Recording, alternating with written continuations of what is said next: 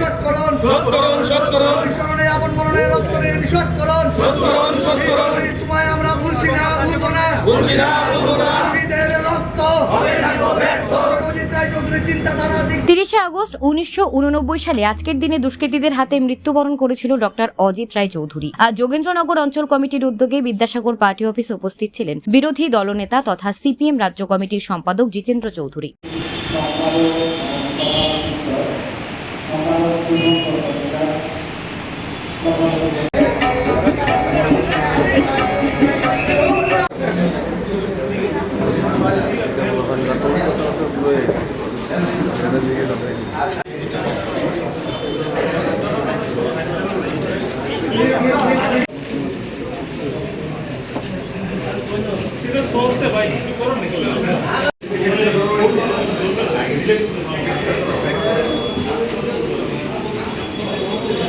গত 8 তারিখে যে ভোট হয়ে গেল, গ্রামীণ মানুষ হয়তো কিছুদিন আগেও তারা বিজেপির মিটিংয়ে হেঁটেছেন বা হাঁটতে বাধ্য করানো হয়েছে।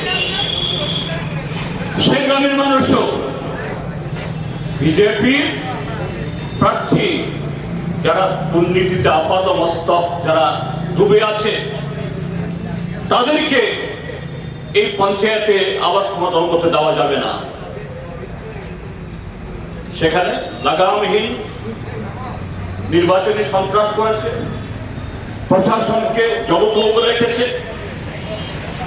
12 তারিখ ভোট গণনা হলো, পঞ্চায়েতে কটা ভোট, একটা ওয়ার্ডে কটা ভোট, আধা ঘন্টা 40-45 মিনিটের মধ্যে একটা ওয়ার্ডের গণনা শেষ হয়ে যায় এবং সকাল থেকে বা দুপুরে যে সমস্ত আসনে ভোট গণনা হয়েছিল প্রায় সর্বত্র বিজেপি বরাডুবি। এটা ধর্মনগরে হোক বা পানিসাগরে বা কুমারঘাটে আর অন্যান্য জায়গাতে অল্প কয়েকটা আসন থেকে ভোট হচ্ছিল। কিন্তু মহাকারণ থেকে ওই কুচবাউ ভবন থেকে নির্দেশিকা জারি করে ডিএমদের ভিডিওদের সেই আসন যেগুলোর ভোট গণনা শেষ হয়েছে তার ভোট ঘোষণা আর হয় না। রাত 11টা-12টা অবধি ফলাফল ঘোষণা আটকে রেখে দিল, আর রাত 12টার পর সমস্ত পুলিশগুলোকে সরিয়ে নিয়ে গিয়ে অবৈধভাবে অন্যায়ভাবে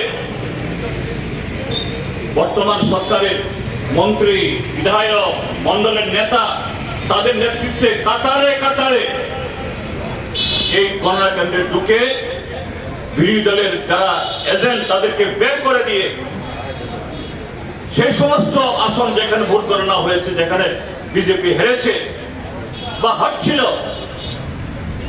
সেখানে 2টা, 3টা, 4টা করে এক একটা ব্যালটে বিরোধীরা যারা পেয়েছে ছাপ্পা দিয়ে এই আসন দখল করে দিল। এইভাবেই যে বাকি 30% যে আসনে ভোট হয়েছে তার দখল করেছে। কিন্তু বন্ধুরা, পাপ এটা আড়ালে থাকে না, এটাকে লুকিয়ে রাখা যায় না। সেই পাপের যে পরিণতি আমরা কি দেখছি আজকে 30 তারিখ, 12 তারিখে ভোট গণনা হয়েছে। সাধারণত 1 সপ্তাহ এবং খুব বেশি হলে পরে 10 দিনের মধ্যে জেলা পরিষদ, পঞ্চায়েত সমিতি, গ্রাম পঞ্চায়েত গঠিত হয়ে যায়। অর্থাৎ জেলা পরিষদের সভাধিপতি, পঞ্চায়েত সমিতির চেয়ারম্যান, ভাইস চেয়ারম্যান, গ্রাম পঞ্চায়েতের প্রধান, উপপ্রধান, তাদের শপথ গ্রহণ অনুষ্ঠান হয়ে যায়। 12 তারিখে হয়েছে, এটা 22-23 তারিখ সর্বাধিক হয়ে যাওয়ার কথা, হয়নি। পত্রপত্রিকা, কিছু পত্রপত্রিকা যারা কিছু স্বার্থের কারণেও তাদের কথা লিখেন, এই ত্রিপুরা যে বাস্তব চিত্র, কিভাবে জনগণের অধিকার কুলুণ্ঠিত হচ্ছে, ভোট ডাকাতি হচ্ছে, এই সমস্ত ছবি তোলেন না। এমনকি এই যে বিপর্যয়কর বন্যা হলো, আমরা সমস্ত বিরোধী দল দিয়ে সরকারকে বলছি, আমরা আমাদের সমস্ত শক্তি দিয়ে সরকারের পাশে দাঁড়াবো। সরকার হয়তো কোনো পার্টি চালাতে পারে, সরকার তো জনগণের, দুর্গতদের পাশে আমরা থাকবো। সেখানেও আমরা দেখি